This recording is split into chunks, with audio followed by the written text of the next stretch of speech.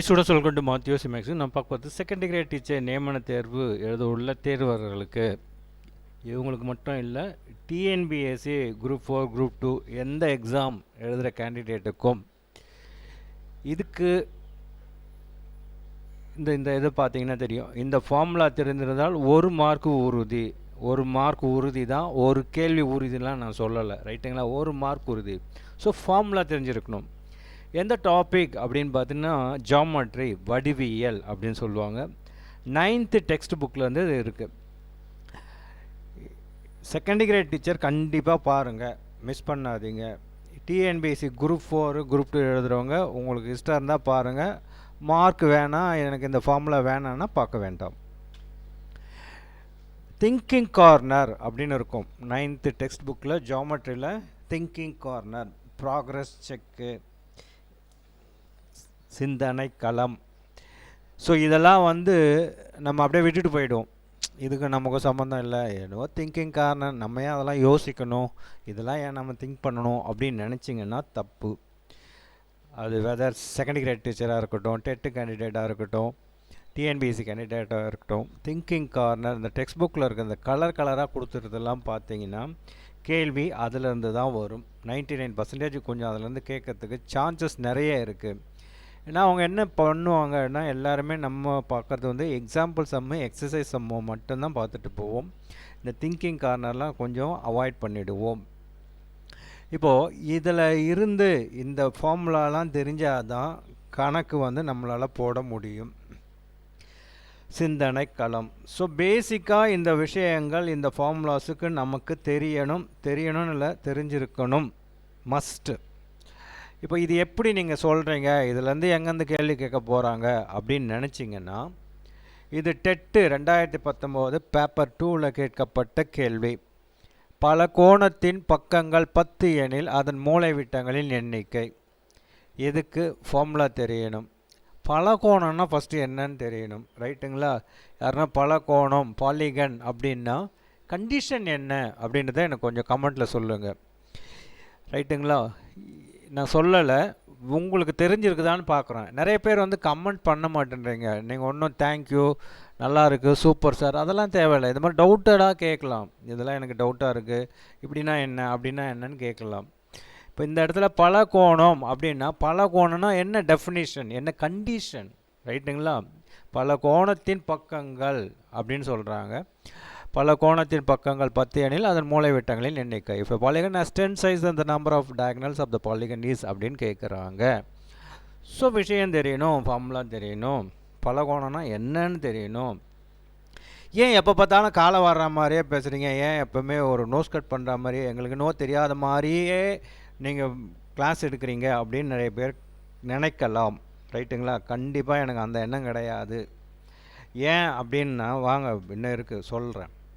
இதை நான் கம்யூனிட்டி போஸ்ட்னு இந்த கணக்கு போட்டேன். log x base 2 plus log x base 4 plus log x 16 is equal to 7/2 எனில் எக்ஸின் மதிப்பு என்ன அப்படின்ட்டு. இதை பார்த்தீங்கன்னா ஜஸ்ட்டு 73 பேர் தான் இதை ட்ரை பண்ணியிருக்கீங்க, ரைட்டுங்களா? அதில் கரெக்டாக போட்டது 56%. மிச்சம் எல்லோரும் தப்பாக போட்டிருக்கீங்க, ரைட்டுங்களா? ஸோ அப்போ இது தெரியலன்னு தெரியுது உங்களுக்கு. இதை எப்படி போனன்றது தெரியல, இன்னும் இருக்குது. வாங்க இதை சொல்கிறேன். ஏன் சொல்கிறேன்னா, ஈஸியாக கணக்கு கேட்டால் தான் உங்களால் போட முடியுது, கஷ்டமாக கேட்டால் வேலைக்கு ஆகலை. அதை உங்களுக்கு ப்ரூவ் பண்ணணுமேன்றதுக்காக இதெல்லாம் சொல்கிறேன். இந்த கணக்கு பார்த்தீங்கன்னா 73 பேர் தான் கரெக்டான இல்லை, அட்டன் பண்ணது 73, அதில் 56% தான் கரெக்டு. அப்போ மிச்சம் போட தெரியல, தப்பாக போட்டிருக்காங்க, என்ன பண்ணணுன்றது தெரியல. அடுத்தது இது நான் என்ன சொல்கிறேன்னா, இப்போ நம்ம சொன்னோம் இல்லையா திங்கிங் கார்னர், அந்த விஷயங்கள்லாம் உங்களுக்கு தெரிஞ்சிச்சுன்னா இது ஈஸியாக முடிஞ்சிடும். ஓகே, இது ப்ரூஃபு, இது ஒரு கணக்கு உங்களுக்கு. அந்த திங்கிங் கார்னர்லேருந்து இதை ஒரு கேள்வி கேட்டிருக்காங்க ப்ரூஃபுக்கு, ரைட்டுங்களா? அடுத்தது இதுவும் கம்யூனிட்டி போஸ்ட்டில் கொடுத்துருந்தேன். x² - 6x + 1ன்னா இந்த வேல்யூ ஆஃப் x² + 1/x² இஸ்ன்னு கேட்டிருந்தேன். இதுக்கு ஆன்சர் 34. இதை 55 பேர் தான் ட்ரை பண்ணியிருக்கீங்க, ரைட்டுங்களா? லாகாவது ஒரு 76 பேரோ 73 பேரோ இந்த கணக்கை ஜஸ்ட்டு 55 பேர் தான் ட்ரை பண்ணியிருக்கேன். எப்படி போனன்றது தெரியல. இதில் 55% கரெக்டு.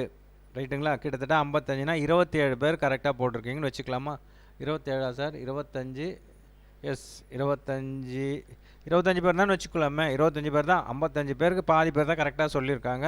மிச்சம் எல்லாம் தப்பாக சொல்லியிருக்காங்க. அப்போது இந்த கணக்கை எப்படி போகணுன்றது நிறைய பேருக்கு தெரியல. அடுத்தது இன்னொன்று கேட்டிருந்தாங்க. ஒரு கேண்டிடேட் என்ன சொன்னாங்கன்னா, ஒரு ஸ்கொயரோட ஏரியா 0.5 ஹெக்டேர் அப்படின்னா அதோட டயகனல் என்ன அப்படின்றது. இதுக்கு 104 பேர் ஆன்சர் பண்ணியிருக்காங்க. 104 பேர் இல்லை, ஜஸ்ட் 104, வெறும் 104 பேர் தான் ஆன்சர் பண்ணியிருக்கீங்க.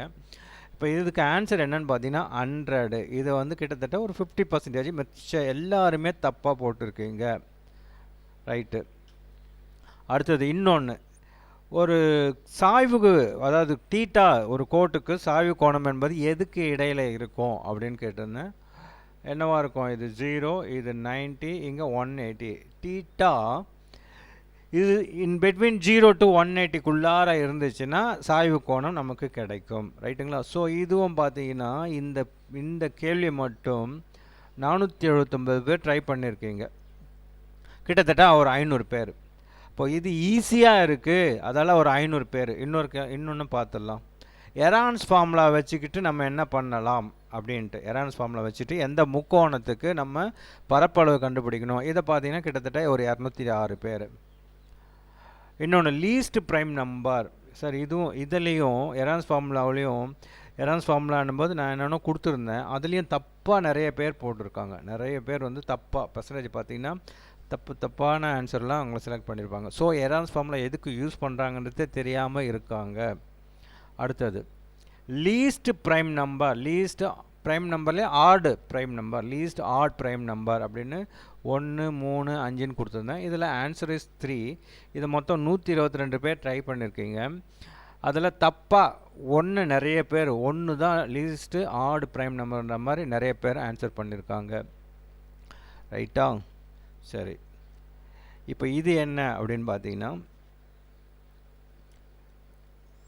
மென்சுரேஷன் 3 டைமென்ஷன் அளவியல். அதில் ஷேப் கன்வர்ஷன் உருமாற்றம், ஒரு ஷேப்பு இன்னொரு ஷேப்பாக மாறுறது. மென்சுரேஷன் 3 டைமென்ஷன்னா என்ன மாதிரி ஷேப்லாம் 3 டைமென்ஷனில் வரும் அப்படின்றது தெரியணும். அதுக்கு ஃபார்முலா தெரியணும். இது செகண்டரி கிரேட் டீச்சர் தேர்வு எழுதுகிறவங்களுக்கும் ஹெல்ப்ஃபுல்லாக இருக்கும், யூஸ்ஃபுல்லாக இருக்கும். டிஎன்பிஎஸ்சி குரூப் 4 எழுதுகிறவங்களுக்கும் யூஸ்ஃபுல்லாக இருக்கும். ஆக்சுவலாக இந்த கேள்வி டிஎன்பிஎஸ்சியில் ஏற்கனவே கேட்கப்பட்ட மென்சுரேஷன் 3 டைமென்ஷன் ரிலேட்டட் கொஸ்டின்ஸ் தான் நான் போட போகிறேன். இதுவும் உங்களுக்கு இஷ்டம் இருந்தால் பாருங்கள், இல்லைன்னா இழுத்து முட்டு போயிடுங்க. இப்போ இதெல்லாம் நான் ஏன் சொல்கிறேன், இந்த லீஸ்ட் ப்ரைம் நம்பர் இதெல்லாம் பார்த்தீங்கன்னா ஒரு சிலர் கம்மியாக ட்ரை பண்ணியிருக்காங்க. நிறைய பேர் இப்போ இது பார்த்தீங்கன்னா சாய்வு கோணம் எதுக்கு இடையில் வரும் அப்படின்னு பார்த்தீங்கன்னா 0க்கும் 180க்குள்ள இடையில் வரும்ன்றது கிட்டத்தட்ட ஒரு 500 பேர் ட்ரை பண்ணியிருக்காங்க. இப்போ மற்றதெல்லாம் பார்த்தீங்கன்னா தெரியல அவங்களுக்கு. இதோ இந்த ஹெக்டேர் ஏரியா ஸ்கொயரோட ஏரியா கொடுத்துட்டு டயகனல் கண்டுபிடிக்கிறதுக்கு என்ன பண்ணணுன்றது தெரியல. இந்த கணக்கு சுத்தம் யாருமே ட்ரை பண்ணி பார்க்கல. இது எப்படி போகணுன்றது உங்களுக்கு தெரியல. ஏன் இதை சொல்கிறேன் அப்படின்னா, உங்களுக்கு ஈஸியாக கேட்டால் தான் போடுவீங்க அப்படின்றது இது ஒரு ப்ரூஃப். ரைட்டுங்களா? உங்களுக்கு கேள்வியெல்லாம் அல்வா சாப்பிட்ற மாதிரி ஈஸியாக கேட்டால் தான் கணக்கு போடுவீங்க அப்படின்ற மாதிரி தான் எல்லாருமே படிக்கிறீங்க. ரைட்டுங்களா? இந்த வீடியோ பார்க்குறவங்க, என்னோடய சேனல் பார்க்குறவங்களுக்கு நான் உங்களுக்கு சொல்கிற விஷயம் என்னென்னா, ஈஸியாக கேட்டால் தான் உங்களால் அட்டன் பண்ண முடியுது, கஷ்டமாக கேட்டால் உங்களால் முடியலை. ரைட்டுங்களா? ஓகே, சரி, நம்ம இப்போ இந்த திங்கிங் கார்னர் போயிடலாம். If there is a polygon of n sides, n is greater than or equal to 3, condition இதுதான். பாலிகன் பலகோணமாக இருக்க வேண்டுமே, ஆனால் n என்பது 3 விட அதிகமாக இருக்கணும். அப்போ எதுலேருந்து ஸ்டார்ட் ஆகும்? 4 சைடு உள்ள எந்த ஷேப்பாக இருந்தாலும் அது ஒரு பலகோணத்தை குறிக்கும், பாலிகனை குறிக்கும். Then the sum of all interior angle is n minus 2 into 180. முக்கோணத்தை தவிர அதுக்கு மேலே வரக்கூடிய 4 பக்கங்களை கொண்ட 5 பக்கங்களை கொண்ட எத்தனை பக்கம்னா இருக்கட்டும், அதுக்கு இன்டீரியர் அந்த ஷேப்புக்குள்ளார இன்டீரியர் ஆங்கிள் எவ்வளோ இருக்கும் அப்படின்னு பார்த்தீங்கன்னா 180. அடுத்தது இப்போ நம்ம அதே மாதிரி இங்கிலீஷில் பார்த்தீங்கன்னா for the regular polygon all the sides of polygon are equal in size அப்படின்னு என்ன அர்த்தம்னா ஒழுங்கு பலகோணம் எல்லா பக்கமே ஈக்குவலாக இருக்கும். அப்படி இருந்துச்சுன்னா each interior angle is n-2 divided by n into 180. இது ஒரு formula. Each exterior angle is 360 degree divided by n. அடுத்தது the sum of all the exterior angles formed by producing the sides of a convex polygon in the order is 360. அது என்ன convex polygon? Polygon தெரியும், regular polygon தெரியும், ரெகுலர்லேயே irregular polygon இருக்குது. இப்போ இன்னும் புதுசாக convex polygon சொல்கிறான். அப்படின்னா என்ன? எப்போ கான்வெக்ஸ் வந்துச்சோ அப்போ கான்கேவ் கண்டிப்பாக இருக்கணும். அது என்ன? இதெல்லாம் வந்து நம்ம அடுத்த வீடியோவில் சொல்லலாம். அடுத்தது if a polygon has n sides then the number of diagonals of the polygon is n into n minus 3 divided by 2. இது ஒரு ஃபார்முலா. இப்போ இந்த டயகனல்னு இருக்குது பார்த்தீங்களா, இதை இன்னைக்கு ஒரு போஸ்ட் போட்டிருந்தேன். ஒரு முக்கோணம் இருக்கிறது, ஒரு முக்கோணம் இருக்குது, இதுக்கு எத்தனை டயகனல் அப்படின்னு பார்த்தா நான் வெரி ஃபஸ்ட்டே 3 போட்டிருந்தேன். ரைட்டுங்களா? நிறைய பேர் 3 தான் டிக்கெட்ஸ் வச்சுக்கிறாங்க. டயகனல்னால் அப்போ அர்த்தம் தெரியலை. ரைட்டுங்களா? டயகனல்னால் அதுக்கு அர்த்தம் என்னன்னு தெரியல. அர்த்தம் என்னன்னே தெரியாமல், அதாவது விஷயமே தெரியாமல் ஒரு முக்கோணத்துக்கு டயகனல் எத்தனைனா 3 நிறைய போட்டிருக்கேன். நான் கடைசியாக ஒன்று இந்த டிஎன்பிஎஸ்சியை பொறுத்த வரைக்கும் நன் ஆஃப் த அபவ் அப்படின்னு ஒன்று கொடுப்பாங்க கடைசியாக. இவற்றில் எதுவும் இல்லை அது ஒன்று இருக்கும். இன்னொன்று பார்த்தீங்கன்னா இவை அனைத்தும்னு இருக்கும். ஓரளவுக்கு 99% அந்த கேள்விக்கு உங்களுக்கு ஒன்றுமே தெரியல, நான் பார்க்கவே இல்லை, இது எங்கே பார்த்தேன்ற கூட ஞாபகம் இல்லை அப்படின்னு நினைக்கிறவங்க அதில் ஒரு க்ளூ. இவற்றில் எதுவும் இல்லைன்னு அடிச்சுட்டு வாங்க. தெரியாத கேள்விக்கு, தெரிஞ்ச கேள்விக்கு அடிச்சுட்டு வரக்கூடாது. தெரியாத கேள்விக்கு இவற்றில் எதுவும் இல்லைன்னு கடைசியாக கொடுத்தாங்கன்னா அதை அடிங்க. இல்லைனா இவை அனைத்தும் எதனா கொடுத்தாங்கன்னா அதை அடிச்சுட்டு வாங்க. அதை பற்றியே உங்களுக்கு எந்த ஒரு புரிதலும் இல்லை, அதை பற்றின ஒரு ஐடியா இல்லை, இந்த கேள்வியை நான் பார்க்கவே இல்லை அப்படின்ற பட்சத்தில் எனக்கு 4ஆவதாக ஒரு ஆப்ஷன் கொடுப்பாங்க, அதை அடிக்கலாம். அந்த மாதிரி இங்கே முக்கோணத்துக்கு மொத்தம் எத்தனை மூளை விட்டான்னு வெரி ஃபஸ்ட்டே 3ன்னு போட்டிருந்தேன். இதுதான் எல்லாரும் டிக் பண்ணி வச்சுருக்காங்க. அப்போ முக்கோணத்துக்கு மூளை விட்டம் இருக்கா இல்லையான்னு கூட தெரியாமல் இருக்காங்க. ரைட்டுங்களா? ஸோ நான் சொல்கிற விஷயம் என்ன அப்படின்னா, நிறைய பேருக்கு கணிதத்தை பற்றிய புரிதல், கணிதத்துக்கு ஃபார்முலா என்னெல்லாம் இருக்குது, ஃபார்முலா என்ன, ஒரு ஏதாவது ஒரு டாபிக் எடுதுன்னா அதை பற்றிய புரிதல் இல்லை. அதில் என்னென்ன விஷயங்கள் இருக்குது, என்னென்ன டெஃபினேஷன், என்னென்ன கான்செப்ட்ன்றது தெரியல. அந்த தெரியாததால் தான் நிறைய பேர் மேக்ஸில் தப்பாக கணக்கை போடுறீங்க. 25 கேள்விக்கு எடுக்க முடியலை. ஸோ கணக்கு அப்படின்றது மற்ற சப்ஜெக்ட் மாதிரி இல்லை. எல்லாத்தையும் உள்வாங்கி கொண்டு எல்லாத்தையும் ஒழுங்காக படித்து அதை பற்றி அனலைஸ் பண்ணி இப்படின்னா இப்படி சதுரம் அப்படின்னா இதெல்லாம் சதுரண்டா அப்படின்னு தெரியணும். தெரிஞ்சால் தான் கணக்கை போட முடியும். இப்போது நான் சொன்னேன் இல்லைங்களா, ஒரு சதுர வயலின் பரப்பு 0.5 ஹெக்டேர் எனில் அதன் மூளை விட்டம் என்ன அப்படின்னா அதில் எத்தனை விஷயம் இருக்குது. ஹெக்டேரை என்னவா மாற்றணும், கொடுத்துருக்கிறது ஹெக்டேரு, மூளை விட்டம் மீட்டரில் கொடுத்துருப்பான். அப்போ ஹெக்டேரை மீட்டராக மாற்றணும். ஹெக்டேரை மீட்டராக மாற்றினா 10,000 மீட்டர் ஸ்கொயர் ஒரு ஹெக்டேரு. ஸோ இவ்வளோ இருக்குது. இதெல்லாம் தெரிஞ்சால் தான் கணக்கை போட முடியும். ரைட்டுங்களா? ஓகே, சரி வாங்க. இப்போ உங்களுக்கு இதில் சொல்கிற விஷயம் என்னென்னா, ஈஸியாக கேட்டால் எல்லோரும் கரெக்டாக போடுறீங்க, கேள்வி டஃப்பாக கேட்டால் ஒன்றும் பனாய்க்கலை, உங்களால் ஆன்சர் பண்ண முடியல. இதுதான் உண்மை. இதை தயவு செஞ்சு புரிஞ்சுக்கோங்க. அதுக்கு தான் ஒரு 4-5 கிட்டத்தட்ட ஒரு 6 கணக்கோ 7 கணக்கோ கம்யூனிட்டி போஸ்ட்டில் போட்டேன். அந்த 500லாம் போட்டது வந்து முன்னாடியே போட்டது, ஃபஸ்ட்டு போட்டது.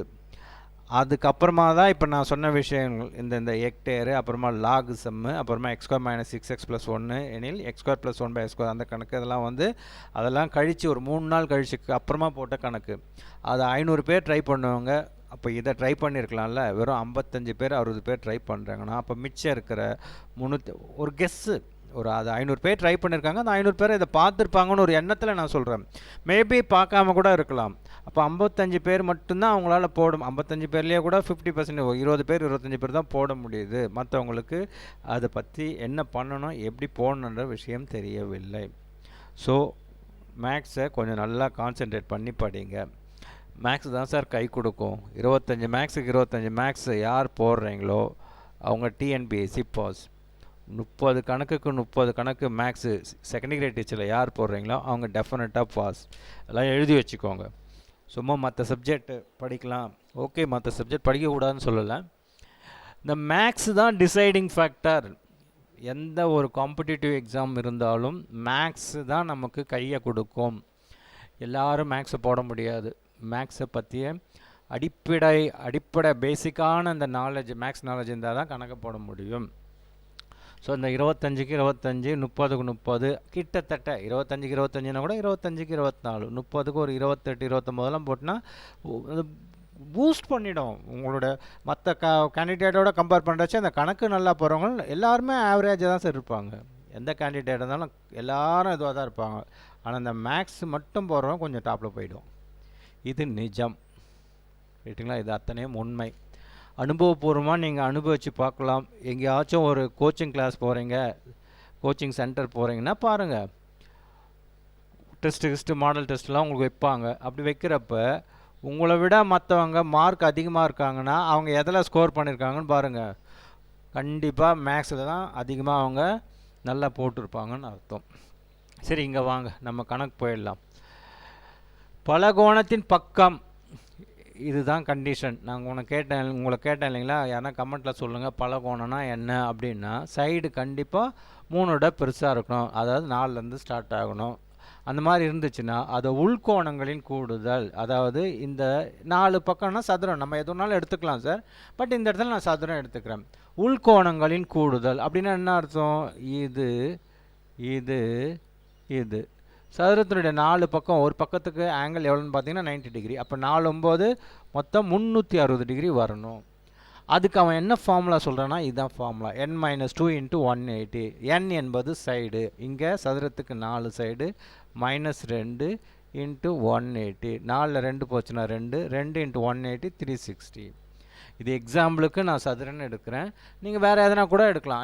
5 ஐங்கோணம்னு எடுக்கிறேன்னு வச்சுக்கோங்களேன். அப்போ 5 கோணம் 1 2 3 4 5. அப்போ இந்த இடத்துல இந்த கோணம்லாம் எவ்வளோ இருக்கும்? இது ஒரு கேள்வி கேட்டிருந்தாங்க, எதுலையோ கேள்வி கேட்டிருந்தாங்க. இது எவ்வளோ இருக்கும் அப்படின்னா ஃபார்முலா என்ன? 5 - 2 3 × 180, 3 180 540, ரைட்டுங்களா? இந்த உள்கோணங்களின் கூடுதல் எவ்வளோ இருக்குன்னா 540 இருக்கணும். ஒருவேளை அருங்கோணமாக இருந்தால் 6 கோணம் இப்படி இருக்குன்னு வச்சுக்கோங்க. இப்படி இருந்தால் இதுக்கு இன்டீரியர் ஆங்கிள்லாம், சம் ஆஃப் த இன்டீரியர் ஆங்கிள்லாம் என்னவாக இருக்கும் அப்படின்னு பார்த்தீங்கன்னா, 6ல் 2 போச்சுன்னா 4, 4 × 180, 4 8 720, ரைட்டுங்களா? எல்லாம் ஏதோ ஒரு கேள்வி கேட்டிருந்தாங்க, ஏதோ டெட்லேயோ பிஇஓலையோ ஏதோ ஒன்று கேட்டிருந்தாங்க, ரைட்டுங்களா? இது அதில் தான் கேட்பாங்கன்றது இல்லை, நமக்கு டிஎன்பிஎஸ்சிலையும் இதெல்லாம் கேட்கறதுக்கு சான்சஸ் இருக்குது. ஓகே, அடுத்தது ஒழுங்கு பலகோணத்திற்கு ரெகுலர் பாலிகன். அந்த நான் சொன்னேன் இல்லைங்களா, ரெகுலர் இர்ரெகுலர், கான்வெக்ஸ் கான்கேவ். அப்போ ஒழுங்கு பலகோணம் அப்படின்னா என்ன அர்த்தம்னா, பார்க்குறதுக்கு நல்லா அப்படியே அச்சில் எடுத்த மாதிரி எந்த ஒரு இதுவும் இருக்காது, கரெக்டாக இருக்கும், எல்லா பக்கமும் ஒரே மாதிரியாக இருக்கும். அதுக்கு பேர் தான் ஒழுங்கு பலகோணம். இதுக்கும் நான் அதே தான் எடுத்துக்கிறேன், சதுரம்னு எடுத்துக்கிறேன். சதுரத்துக்கு 4 பக்கமும் சமம். இது ஒரு எக்ஸாம்பிளுக்கு தான், 4 எடுக்கலாம், 5 எடுக்கலாம். அதாவது 3 விட அதிகமாக இருக்கிற சைடு 4 பக்கம், 5 பக்கம், 6 பக்கம். 4 பக்கம் தான் சதுரம், செவ்வகம், நாற்கரம், எது ஒன்றாலும் வரும். 5னா ஐங்கோணம், 6னா அருங்கோணம், ரைட்டுங்களா? அப்புறம் 7 8 அது பாட்டு போயினே இருக்கும். இப்போ இங்கே ஒழுங்கு பலகோணத்திற்கு பலகோணத்தின் அனைத்து பக்கங்களும் சமமெனில், ஒழுங்கு பலகோணம்னா என்ன அர்த்தம்? ஆல் சைட்ஸ் ஆர் ஈக்குவலாக இருக்கணும், பார்க்கறதுக்கும் கரெக்டாக இருக்கணும். இது பார்த்திங்கன்னா சதுரம் பார்க்குறதுக்கு ஒரு நல்ல அப்படியே லட்சணமாக அழகாக இருக்குது. அதே மாதிரி ஐங்கோணம்னா பார்க்குறதுக்கு கரெக்டாக இருக்கணும், அருங்கோணம்னாலும் இப்படி கரெக்டாக இருக்கும், ரைட்டுங்களா? இப்படி இருக்கும். அந்த மாதிரி கரெக்டாக ஆல் சைட்ஸ் ஆர் ஈக்குவலாக இருந்துச்சுன்னா, அதில் இன்னொரு கண்டிஷன் இருக்குது. ஒழுங்கு பலகோணம் அப்படின்னா அனைத்து பக்கங்கள் சமமாக இருக்கணும். இன்னொரு கண்டிஷன் இருக்குது, யாருன்னா ஒருத்தர் கமெண்ட்டில் சொல்லுங்கள். ஒவ்வொரு உள்கோணத்தின் மதிப்பு என்னவாக இருக்கும் அப்படின்னு பார்த்தீங்கன்னா n-2/n × 180. அதாவது இந்த இடத்துல எவ்வளோ இருக்கும் அப்படின்னு கேட்குறாங்க.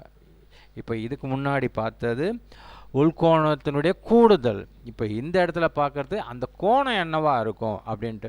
இதுக்கு 4 சைடு, அப்போ என்ன ஆகும்? 4 - 2/n 4 × 180. 4 2 போச்சுன்னா 2, 1 2 2 4, ஒரு 2 ஒரு 90. அப்போ சதுரத்துக்கு உள்ளே இருக்கிற கோணம் எல்லவா என்ன இருக்குன்னு பார்த்தீங்கன்னா 90. இதே மாதிரி மற்றது ஐங்கோணம் அருங்கோணம் அப்படின்னு கொடுத்தாங்கன்னா நீங்கள் ட்ரை பண்ணி பாருங்கள். ரைட்டுங்களா? ஓகே.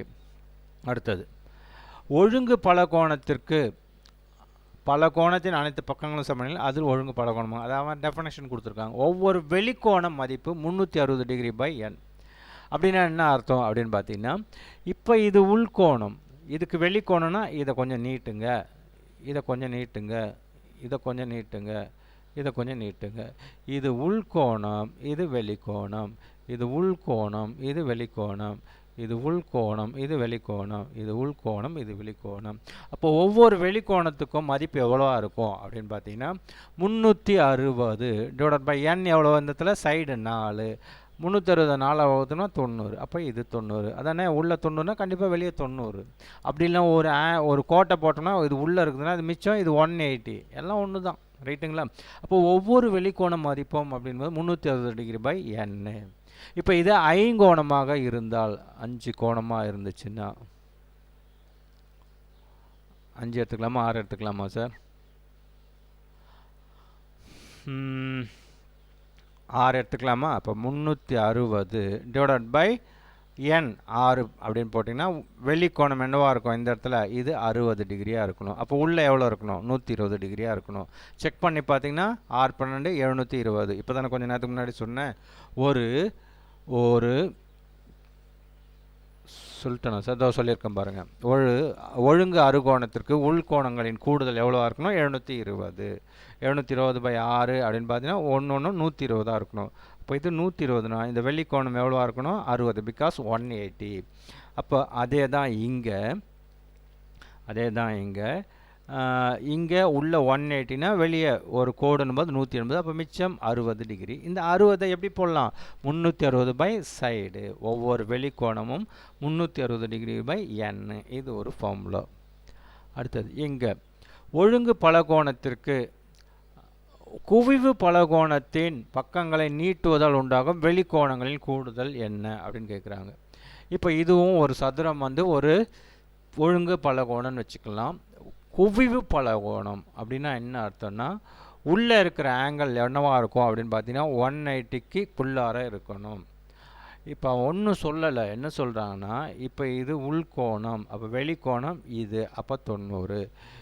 இது உள்கோணம், அப்போ வெளிக்கோணம் 90. இது உள்கோணம், அப்போ வெளிக்கோணம் 90. இது உள்கோணம், அப்போ இது வெளிக்கோணம் 90. குவிவு பலகோணத்தின் கான்வெக்ஸ் பாலிகன் பக்கங்களை நீட்டுவதால், இங்கே இருக்கிற ஏதோ கொஞ்சம் நீட்டினா வெளிக்கோணம். இப்போ இது உள்ள, இது வெளிக்கோணம். அப்போ எல்லா வெளிக்கோணத்தையும் கூட்டினா எவ்வளோடா வரும் அப்படின்னு பார்த்தீங்கன்னா 360 டிகிரி. ரைட்டுங்களா? எல்லாத்தையும் இது பண்ணோம்னா 360 டிகிரி. 1 2 3 4 90 360 வந்துடுச்சு. இதை வேறு எதுக்குன்னா செக் பண்ணணும் அப்படின்னு நினச்சிங்கன்னா அருங்கோணம் எடுத்துக்கிட்டோம்னா இந்த கோணம் 120, 180க்குள்ளார தான் இருக்குது. அப்போ வெளிக்கோணம் எவ்வளோன்னு பார்த்தீங்கன்னா 60. அருகோணத்துக்கு எத்தனை வெளிக்கோணம் வரும்னா 6 கோணம் வரும் இல்லைங்களா? 1 2 3 4 5 6. அப்போது ஒரு வெளிக்கோணம் 60னா 6 60 360. அவன் சொன்னது வந்துடுச்சு. ரைட்டுங்களா? ஓகே. அடுத்தது இதுவும் அதே ஒழுங்கு பலகோணம் தான். பலகோணத்தின் பக்கங்கள் எனில் அதன் மூலை விட்டங்களின் எண்ணிக்கை.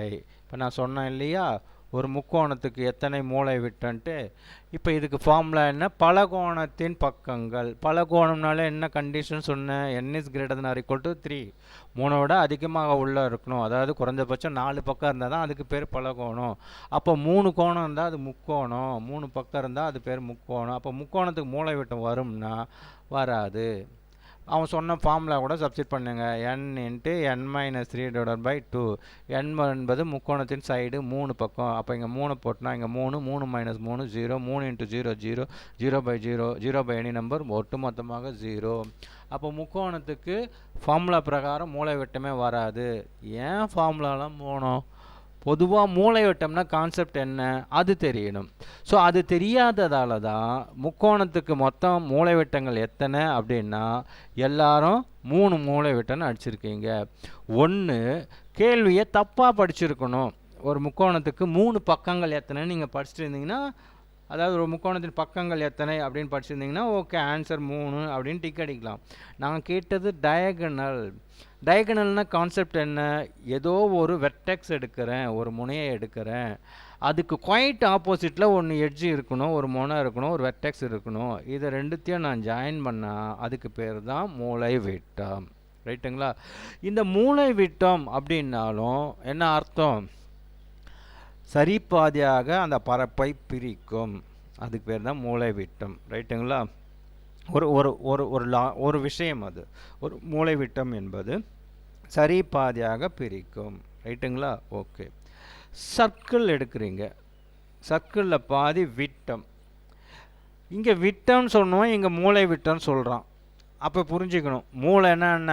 மூளைனா 2 பக்கம் ஏதோ ஒரு முனை இருக்குது, அதுக்கு பேர் தான் மூளை. அப்போ 2 மூளையை ஜாயின் பண்ணணும்னா அதுக்கு பேர் மூளை விட்டம். இந்த சர்க்கிளில் பார்த்தீங்கன்னா எங்கேயும் மூளைலாம் கிடையாது. இந்த சர்க்கிளுக்கு மூளையே கிடையாது. அப்போ அதால் ஒரு பாயிண்ட் ஒரு சைடு இருக்குன்னா அப்படியே குவைட் ஆப்போசிட்டில் அதோட பாயிண்ட்டை ஜாயின் பண்ணோம்னா வட்ட மையமாக செல்லும். அதுக்கு பேர் விட்டம். அப்போ வட்டத்தில் பாதி விட்டம். அப்போ விட்டம் அந்த வட்டத்தை 2 சம பரப்புடைய பகுதிகளாக பிரிக்கும். புரியுதா சார்? மேக்ஸ்ன்றது இவ்வளோ விஷயம் இருக்குது சார். ஸோ பேசிக்கான அடிப்படை புரிதல் இல்லைன்னா யாராலையும் கணக்கு போட்டு ஆன்சர் எடுக்க முடியாது. டமால் டிமால் டிஷிம் புஷிம் 1 2 3 ஷார்ட்கட்டு முடிஞ்சு போச்சு. ஏன் நான் சொல்கிறேன், 4ல் 1 போச்சுன்னா 3 அப்படியும் வருமே, 1 1 கூட்டினா 3 வருமே. ஸோ பேசிக்கான சில விஷயங்கள் தெரியணும். மூலை விட்டம் என்பது ஒரு முனையும் அதுக்கு குவைட் ஆப்போசிட் நேர் எதிரே உள்ள முனையையும் ஜாயின் பண்ணுற கோடுக்கு பேர் தான் மூலை விட்டம். முக்கோணத்துக்கு அந்த மாதிரி எதுவுமே கிடையாது. ஒரு முக்கோணம்னு போடுறீங்கன்னா இது ஒரு முனைன்னு எடுத்துக்கினா இதுக்கு குவைட் ஆப்போசிட்டில் ஏதாவது ஒரு முனை இருக்கணும். இல்லை, இது இருக்கே சார் முனை, இதை ஜாயின் பண்ணால் இது மூலை விட்டம் தானே சார்னா இல்லை, அதுக்கு பேர் பக்கம், சைடு. ரைட்டுங்களா? ஸோ முக்கோணத்துக்கு மூலை விட்டங்கள் கிடையாது. ஓகே. இப்போ சதுரத்துக்கு மூலை விட்டம், சதுரத்துக்கு மூலை விட்டம் பல கோணத்தில் பக்கங்கள் n எனில் அதன் மூலை விட்டங்களின் எண்ணிக்கை என்ன? n is greater than or equal to 3. 4 பக்கங்கள், 3ஐ விட அதிகமாக உள்ள 4 பக்கங்கள் இருக்கும், 5 பக்கம் இருக்கும், 6 பக்கம் இருக்கும், 7 பக்கம் இருக்கும், 8 பக்கம் இருக்கும், 9 எத்தனை பக்கம்னா இருக்கட்டும், அந்த சைடுக்கு மூலை விட்டங்களின் எண்ணிக்கை எத்தனை வரும் அப்படின்னு பார்த்தீங்கன்னா இந்த இடத்துல நான் 4 சதுரம் எடுத்துக்கிறேன். ஸோ ஃபார்முலா சப்ஸ்டிட் பண்ணிங்கன்னா n 4 n minus 3 4 minus 3 divided by 2. 1 2 2 4 4 3 போச்சுன்னா 1 2 1 2. நான் 1 தானே போட்டிருக்கேன், இன்னொன்று எங்கே தோ இருக்குது. இது ஒரு மூலை விட்டம். கோடு நேராக வரல, என்ன மாதிரியே கோணிச்சின்னு போகுது, பரவாயில்ல. அப்போ ஒரு சதுரத்துக்கு எத்தனை மூலை விட்டம் வரணும்? 2 மூலை விட்டம் வரணும். ரைட்டுங்களா? Okay.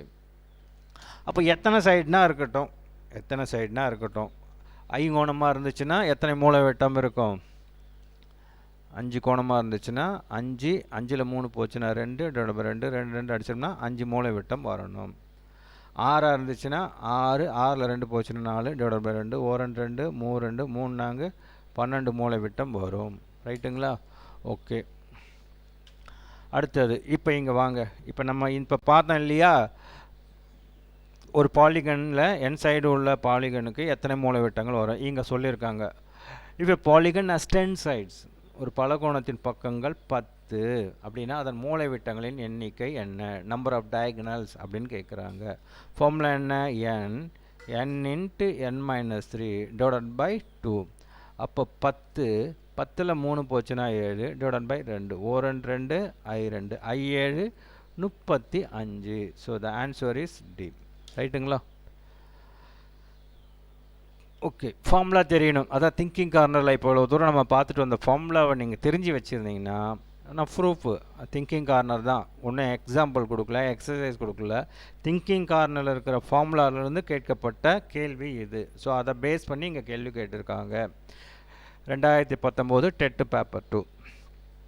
log x base 2 plus log x base 4 plus log x base 16.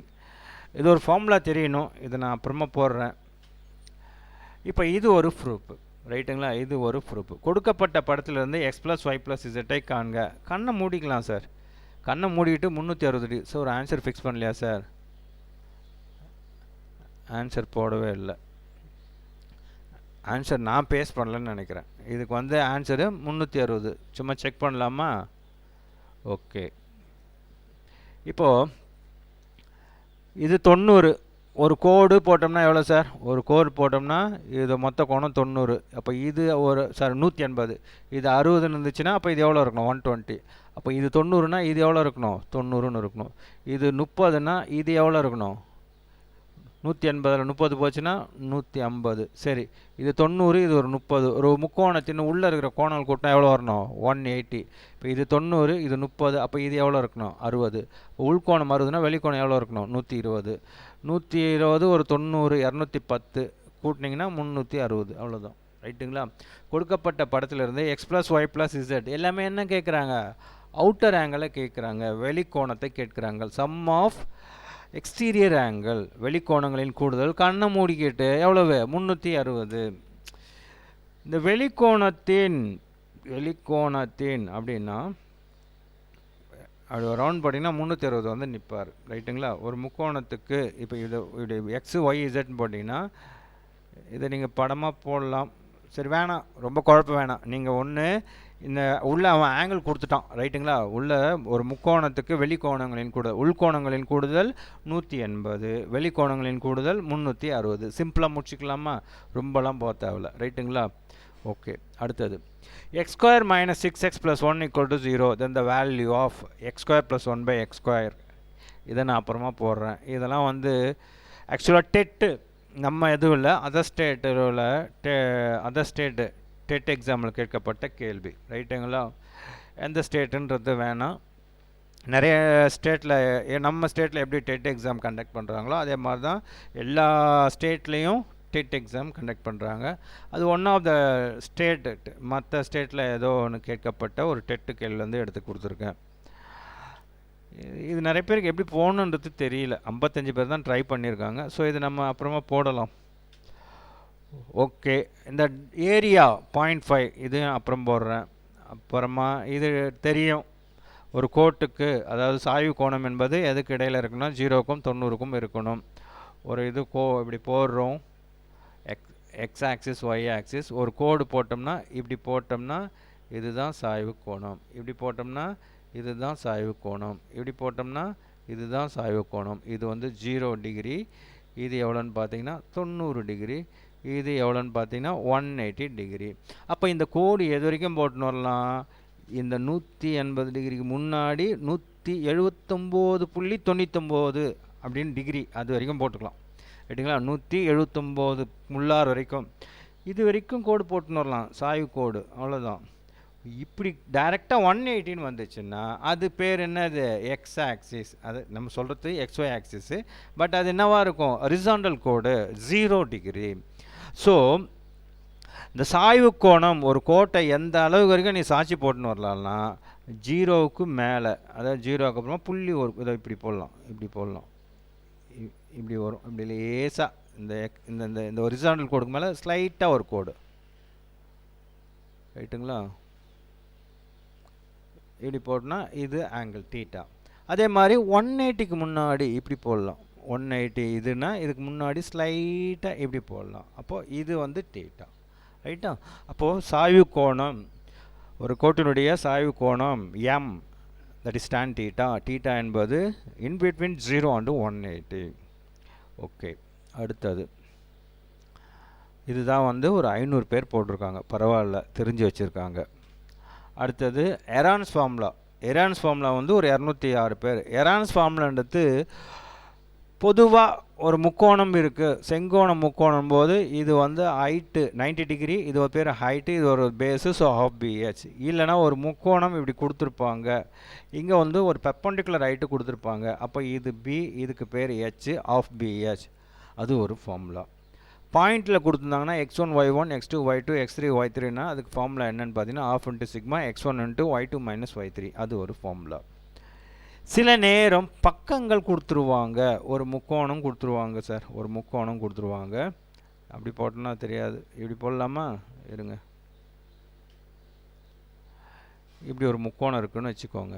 இப்படி ஒரு முக்கோணம் இருக்குது, சம்மந்தமே இல்லாமல் குழம்பி போகிற மாதிரி என்ன மாதிரி இருக்குதுன்னு வச்சுக்கோங்களேன். குழப்புற மாதிரி, என்ன மாதிரி ஒன்றும் புரியாத மாதிரி இருக்குதுன்னு வச்சுக்கோங்க. இது ஒரு 13ன்னு வச்சுக்கலாம், இது ஒரு 23ன்னு வச்சுக்கலாம், இது வந்து ஒரு 7ன்னு வச்சுக்கலாம். 7, 13, 23 என்ன தான் குட்டி காரணம் போட்டாலும் 7, 13, 23 ஒரு எது ஹைட்டு எது பேஸு ஒன்றும் தெரியாது. ரைட்டுங்களா? எப்படி போடுறதுன்னு தெரியாது. ஒரு பெர்பெண்டிகுலர் ஹைட்டு செங்குத்து கோடு இருந்தால் தான் அதுக்கு பேர் ஹைட்டு. இதில் எதுவுமே இல்லையே, ஆளாளுத்துக்கு ஒன்றுத்துக்கும் இங்கே பாருன்னா அங்கே பாருன்ற மாதிரி கோணையாக இருக்குது. கன்னியாகுமரிக்கும் காஷ்மீருக்கும் ஒரு கோடாக இருக்குது. அப்போ இது எப்படா போடுறது அப்படின்னு இருந்துச்சுன்னா, இந்த வடிவில் உள்ள முக்கோணத்துக்கு பரப்பு கண்டுபிடிய எரான்ஸ் ஃபார்முலாவை யூஸ் பண்ணுவாங்க. அது என்ன Heron's formula? Area of the triangle is equal to square root of s into s minus a into s minus b into s minus c, where s என்பது 3 பக்கத்தையும் கூட்டி 2ஆல் வகுத்துடணும். அதாவது அந்த முக்கோணத்தின் சுற்றளவில் பாதி. அதை வச்சுக்கிட்டு போட்டோம்னா எஸ்ஸை கண்டுபிடிச்சிட்டு S minus A, S minus B, S minus சின்னு போட்டால் ஏரியா ஆஃப் த ட்ரையாங்கிள் இதோட பரப்பு தெரிஞ்சிடும். அதுதான் எரான்ஸ் ஃபார்முலா. அப்போது இதை என்ன சொல்லுவாங்கன்னா அசமபக்க முக்கோணம்னு சொல்லுவாங்க. ரைட்டுங்களா? இன்இக்வாலிட்டி ட்ரையாங்கிள், அசமபக்க முக்கோணம் அப்படி சொல்லலாம். அதுக்கு மட்டுமே எரான்ஸ் ஃபார்முலா இல்லை, எனி ட்ரையாங்கிள், எந்த ட்ரையாங்கிளாக இருந்தாலும் இந்த எரான்ஸ் ஃபார்முலா வச்சுக்கிட்டு சைடு தெரிஞ்சிருந்துச்சுன்னா, பக்கம் தெரிஞ்சிச்சிருந்தா நம்ம இந்த ஃபார்முலா எரான்ஸ் ஃபார்முலா வச்சுட்டு ஏரியா கண்டுபிடிக்கலாம். ஓகே, இப்போ சாதாரணமாக இப்படி இருக்குன்னு வச்சுக்கோங்களேன். ஒரு முக்கோணம், சமபக்க முக்கோணம் 3 பக்கமாக இருந்தது, அதுக்கு என்னடா பரப்பு அப்படின்னு பார்த்தீங்கன்னா √3/4 a². சமபக்கம் போது இது ஏ, இது ஏ, இது ஏ. அப்போ இதுக்கு பரப்பு √3/4 a², முக்கோணத்தின் பரப்பு. சரி, இது ஒன்று. அடுத்தது சார், எரான்ஸ் ஃபார்முலா முடிஞ்சிடுச்சா? இந்த லீஸ்ட் ப்ரைம் நம்பர், இது நான் நிறைய வீடியோஸில் சொல்கிறேன், ஒவ்வொரு டைமும் சொல்லுவேன், ரெக்கார்டு தேஞ்சு போகிற அளவுக்கு சொல்லுவேன். 1, 2, 3, 4, 5, 6, 7. இதில் 1 என்பது பகு எண்ணும் அல்ல, பகா எண்ணும் அல்ல, யூனிட் நம்பர், அலகு எண் அப்படின்னு சொல்லியிருக்கேன். இவரை இதுலேயும் சேர்த்துக்கூடாது, அதிலையும் சேர்த்துக்கூடாது. ரைட்டுங்களா? இவருக்கு வந்து எந்த இதுலேயும் ப்ரைம் நம்பராகவும் எடுத்துக்கக்கூடாது, கம்போசிட் நம்பராகவும் இருக்கக்கூடாது. ரைட்டுங்களா? பகு எண்ணாகவோ பகா எண்ணாகவோ ஒன்றை ட்ரீட் பண்ணக்கூடாது. It's a unit number. அப்போது இந்த 2 அப்படின்றது தான் முதல் பகா எண். நேச்சுரல் நம்பர்ஸில் எதிராக முதல் பகா எண்ணுன்னு கேட்டிங்கன்னா 2. இந்த 2க்கு நிறைய கேள்விகள் கேட்கலாம். இரட்டைப்படை எண்களிலே மிகச்சிறிய பகா எண் என்ன அப்படின்னா 2. அப்போ ரெட்டைப்படையில் மிகச்சிறிய பகா எண்ணுன்னா அப்போ ரெட்டைப்படையில் ஏதோ மிகப்பெரிய பகா எண் இருக்குன்னு நினச்சிங்கன்னா தப்பு. கிடையாது, 2 மட்டும்தான். ஈவன் நம்பர்லேயே இருக்கக்கூடிய ஒரே பகா எண் 2 தான். அதுக்கு மேலே வரதுலாம் காம்போசிட் நம்பர். முதல்ல பகா எண்ணுன்னா என்ன அப்படின்னு பார்த்தீங்கன்னா, ஒரு எண் 2ஆம் வாய்ப்பாட்டில் மட்டும்தான் வரும், 1ஆம் வாய்ப்பாட்டில் மட்டும்தான் வரும், மற்றதில் வராது. இப்போ 3 எடுத்திங்கன்னா ஓர் 3 3 தான், 4ன்னு எடுத்திங்கன்னா ஓர் 4 4 தான். ஏன் இப்படி சொல்லலாம்? 2 2 4 தான். அப்போது ஒரு 4 4 தான் இல்லாமல் 2 2 4ன்னு 2ஆவது தடவை சொல்கிற பார்த்தீங்களா, இன்னொரு நம்பராகவும் பிரிக்கிறீங்க பார்த்தீங்களா. அப்போ 4 என்பது பகு எண், கம்போசிட் நம்பர். அப்போ பகா எண் அப்படின்னா டெஃபினேஷன் 1ஆம் வாய்ப்பாட்டில் மட்டும்தான் வரும் அந்த எண். ஓர் 17, ஓர் 29, ஓர் 13. சார் எனக்கு தெரியும் சார், 2 6 13 சார் அப்படின்னு சொன்னீங்கன்னா தப்பு. ரைட்டுங்களா? அதாவது ஒரு எண்ணை 1ஆலையும் தன்னாலையும் மட்டுமே வகுக்க முடியுமே ஆனால் ரொம்ப சிம்பிளாக அதை ஒன்றாம் வாய்ப்பாட்டில் மட்டும் தான் பண்ண முடியுமே, ஆனால் அதுக்கு பேர் பகா எண். அப்போ 2 என்பது இரட்டைப்படை எண்களில் மிகச்சிறிய பகா எண். இல்லைன்னா பகா எண்களில் மிகச்சிறிய எண் என்னென்னு பார்த்தீங்கன்னா 2.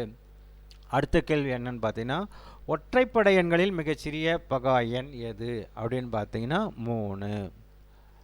ஒற்றைப்படை 3 என்பது ஆட் நம்பர், அதில் இருக்கிற லீஸ்ட் ஆட் ப்ரைம் நம்பர் என்பது 3.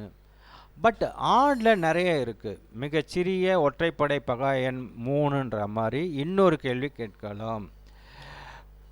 பகா எண்களிலே மிகப்பெரிய ஒற்றைப்படை எண் என்ன அப்படின்னு கேட்டானா அதுக்கு நோ ஆன்சர். கண்டிப்பாக ஆன்சர் கிடையாது.